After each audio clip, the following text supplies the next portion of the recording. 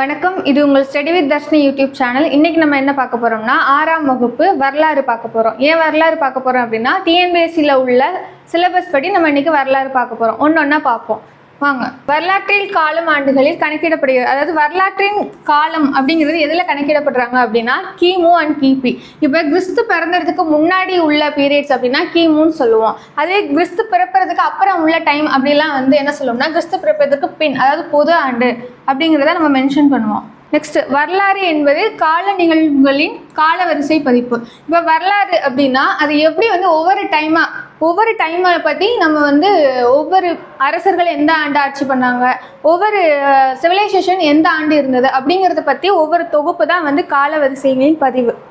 வரலாறு அப்படிங்கிறது ஃபர்ஸ்ட் இது ஒரு கிரேக்க சொல். ஹிஸ்டோரியா அப்படிங்கிற ஒரு கிரேக்க சொல்லிலேருந்து தான் அந்த வரலாறு அப்படிங்கிறத நம்ம பெற்றிருக்கோம்.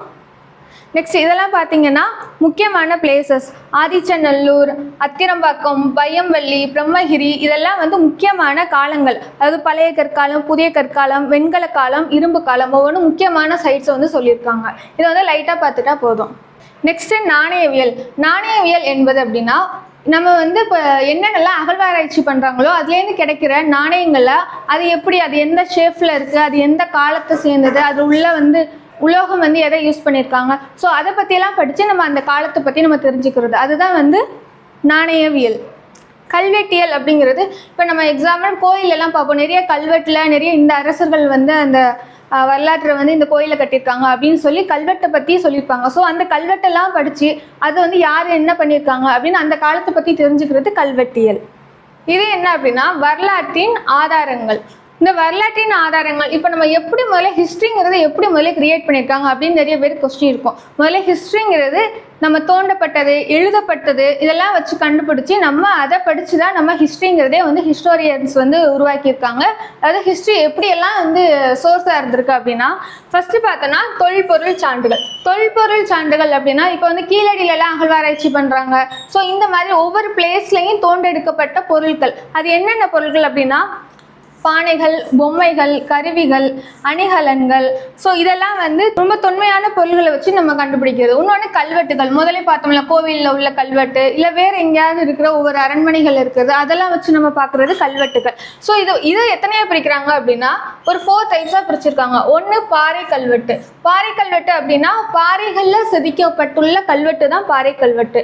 கோயில் சுவர் கல்வெட்டுகள் அப்படின்னா கோயிலில் உள்ளது. உலோகத்தூண் எக்ஸாம்பிள் இந்த மெக்ரோலி அயன் பில்லர்னு சொல்லுவாங்க. அது இன்ன வரைக்கும் துருப்பிடிக்காமல் இருக்குன்னு சொல்லுவாங்க.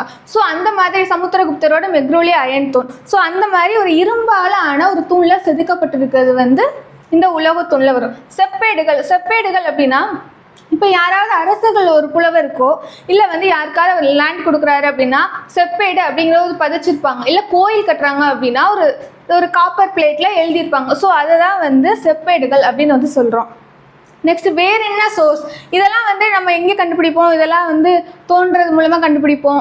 இதெல்லாம் பார்த்தோம்னா ஒரு இடத்துல பிளேசஸில் இருக்கும், நம்ம அதை ஆராய்ச்சி பண்ணுவோம். இது நினைவு சின்னங்கள். இது பெருசாக எல்லாருக்கும் தெரியக்கூடியது. அரண்மனைகள் எக்ஸாம்பிள் பார்த்தோம்னா திருமலை நாயக்கர் மஹால். இன்னொன்று கோட்டைகள், வேலூர் கோட்டை, கோயில்கள், தஞ்சாவூர் கோவில், ஸ்தூபி, சாஞ்சி ஸ்தூபா. நெக்ஸ்ட் மடங்கள் அப்படின்னா டபாங். ஸோ இதெல்லாம் நமக்கு ஒரு தொல்பொருள் சான்றுகளாக இருக்குது. நெக்ஸ்ட் பார்த்தோம் அப்படின்னா இலக்கிய சான்றுகள். இலக்கிய சான்றுகள் அப்படிங்கிறது ஒரு எழுதப்பட்டது. அதாவது எழுதப்பட்டதுன்னா அது செக்யூலராக இருக்கலாம், இல்லை ரிலீஜியஸ் சம்மந்தப்பட்டதாக இருக்கலாம். ஸோ அதெல்லாம் என்னென்ன அப்படின்னா ஒன்று மதச்சார்பற்ற இலக்கியம். அதாவது மதத்தை பற்றி இல்லாமல் ஒரு வாழ்வியல் பற்றி எழுதியிருக்கப்பட்டுள்ள ஒரு இலக்கியங்களை சொல்கிறது. அதாவது காப்பிய பாடல்கள், வெளிநாட்டு பயணி குறிப்புகள். இந்த வெளிநாட்டு பயணி குறிப்புன்னா இந்த மெகஸ்தனீஸ், யுவான்சாங்லாம் வந்திருப்பாங்க. அவங்களாம் சைனாவிலேருந்து இந்தியாவில் என்ன பண்ணிட்டு இருக்காங்க அப்படிங்கிறதெல்லாம் அவங்களோட டைரியில் அவங்க குறிச்சிருப்பாங்க. ஸோ அதெல்லாம் வெளிநாட்டு குறிப்புகள். நெக்ஸ்ட் பார்த்தா இந்திய ஆசிரியர்களின் நூல்கள். எக்ஸாம்பிள் சாணக்கியர் எழுதுனது, திருவள்ளுவர் எழுதுனது, இதெல்லாமே நமக்கு ஒரு சோர்ஸ் தான். நெக்ஸ்ட், நாட்டுப்புற கதைப்பாடல்கள். நாட்டுப்புற கதைப்பாடல்கள் பொதுவாக எல்லாருமே பாடிட்டு இருக்க ஒரு கிராமங்களில் பாடுற ஒரு பாடல்கள். ஒரு சில பேர் அது புத்தகமாகவும் எழுதியிருப்பாங்க. நெக்ஸ்ட், மதச்சார்பற்ற இலக்கியம். மதச்சார்பற்ற இலக்கியம் அப்படின்னா ஃபஸ்ட்டு இதிகாசங்கள், மத சார்புள்ள இலக்கியங்கள். இதிகாசங்கள் ராமாயணம், மகாபாரதம், இதெல்லாம் இதிகாசங்கள் அப்படின்னு வந்து நம்ம சொல்கிறோம். நெக்ஸ்ட் பக்தி இலக்கியம். பக்தி இலக்கியம்லேயே ரெண்டாக சொல்லுவாங்க. ஒன்று வைணவிசம், ஒன்று வந்து சைவிசம். சைவ மதத்தை பின்பற்றியவர்கள், வைணவத்தை பின்பற்றியவர்கள். ஸோ அதில் தேவாரம், 4000 திவ்ய பிரபந்தம், திருவாசகம், இதெல்லாம் பக்தி இலக்கியங்கள். அடுத்ததா இதெல்லாம் வந்து ஓவியங்கள். இதுனா கற்கள்ல, பாறைகள்ல, குகைகள்லாம் வந்து செதுக்கப்பட்டுள்ள ஓவியங்கள் தான் இதெல்லாம். நெக்ஸ்ட் வந்து தொல்லியல் அடையாளங்கள் அப்படிங்கிறது எதில் நம்ம வந்து கண்டுபிடிக்கிறோம் அப்படின்னா கற்கருவி, புதைப்படிமங்கள், பாறை ஓவியங்கள் போன்ற பலவற்றிலும் நம்ம தகவல்களை வந்து பெறுகிறோம். நெக்ஸ்ட் வந்து அசோகர் பற்றி என்ன சொல்லியிருக்காங்க அப்படின்னா, இவர் ஒரு புத்த மதத்தை வந்து ஆசியா ஃபுல்லாக வந்து அவர் பல்வேறு பகுதிகளில் பரப்பியிருப்பார். அவர் கலிங்க போர் ஃபஸ்ட்டு அவர் போர் நடத்துகிறாரு, கலிங்க போர். ஸோ அந்த கலிங்க போருக்கு அடுத்து தான் எல்லாரும் மக்கள் துன்புறுத்துறதை பார்த்துட்டு போரை கைவிட்டுட்டு புத்த மதத்தை பரப்புறத பார்ப்பாரு. ஸோ இவரோட சிறப்புத்தன்மை அதுதான். நெக்ஸ்ட் வந்து நிறைய மருத்துவமனை, சாலைகள்லாம் வந்து அமைச்சிருக்காரு. இவரோட நம்ம உள்ள தேசிய கொடியில் உள்ள அந்த 24 ஆரக்கால் சக்கரம் அப்படிங்கிறது அசோகர்லேருந்து வந்த சாரநாத் தூண்லேருந்து நம்ம வந்து யூஸ் பண்ணிட்டு இருக்கோம். நெக்ஸ்ட் இவரை பற்றி 19ஆம் நூற்றாண்டு வரைக்கும் எந்த ஒரு வரலாற்றிலுமே இடம்பெறல. ஸோ இந்த William Jones, James Prinsep, Alexander Cunningham இவங்கெல்லாம் ஆராய்ச்சி பண்ணி தான் அசோகர்னு ஒருத்தர் இருந்தார், அவர் வந்து இந்தியா ஃபுல்லாக ஆட்சி பண்ணார் அப்படிங்கிறது அவரோட ஹிஸ்ட்ரி அப்போ தான் வெளியில் வருது. எப்போ அப்படின்னா 19ஆம் நூற்றாண்டு. இதுக்கப்புறம் தான் அவரோட வரலாறு வெளியில் தெரிய வருது.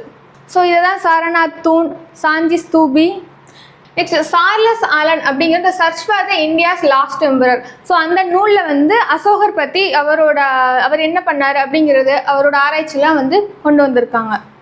ஸோ நெக்ஸ்ட்டு சம்மரி பார்ப்போம், மீள்பார்வை. அதாவது வரலாற்றுக்கு முந்தைய கால மக்களின் வாழ்வியலை கற்கருவிகள், பாறை ஓவியங்கள், புதைப்படிமங்கள், அகழ்வாய்வு பொருட்கள் மூலம் நம்ம அறிந்து கொள்கிறோம். ஓகே, வரலாற்றுக்கு முந்தைய காலத்திற்கும் வரலாற்று காலத்துக்கும் இடைப்பட்டதை தொடக்க கால வரலாறு அப்படின்னு வந்து நம்ம சொல்கிறோம். பழங்கால மனிதர்கள் வந்து பாதுகாக்கவும் வேட்டைக்காகவும் நாய்களை பழக்கப்படுத்தினர். அதாவது ஃபஸ்ட்டு ஹியூமன் வந்து டொமஸ்டிகேட் பண்ணது, அதாவது மனிதர்கள் வந்து பழக்கப்படுத்தின ஒரு விலங்கு அப்படின்னா நாய்கள். அதை பற்றி சொல்லியிருக்காங்க. அதே மாதிரி பேரரசர் அசோகர் வந்து ஒரு கலிங்க போருக்கு அப்புறம் அமைதி, அறம் ஆகியவற்றெல்லாம் அவர் பின்பற்றியிருக்காங்க அப்படின்னு வந்து சொல்லியிருக்காங்க. நெக்ஸ்ட் நம்ம தேசிய கொடியில் இருக்க அந்த 24 ஆர சக்கரங்கள் வந்து அசோகர் நிறுவிய சாரநாத் தூண்ல உள்ளது. இது ஒரு லட்சணையாக நம்ம யூஸ் பண்ணிட்டு இருக்கோம். ஸோ அதை பற்றி தான் சொல்லியிருக்காங்க. இன்னைக்கு வந்து நம்ம 6ஆம் வகுப்புல உள்ள ஒரு வரலாறு என்றால் என்ன அப்படிங்கிற ஒரு டாபிக் பார்த்துருப்போம். நம்ம நாளைக்கு அதுக்கடுத்து உள்ள ஹிஸ்ட்ரியில் உள்ள டாபிக்ஸ் பார்ப்போம். ஒவ்வொரு நாளும் ஒவ்வொரு வகுப்புல உள்ள ஒவ்வொரு யூனிட்டையும் நம்ம பார்ப்போம். வரலாற்று சம்மந்தப்பட்ட பாடங்களை நம்ம பார்க்கலாம். நன்றி.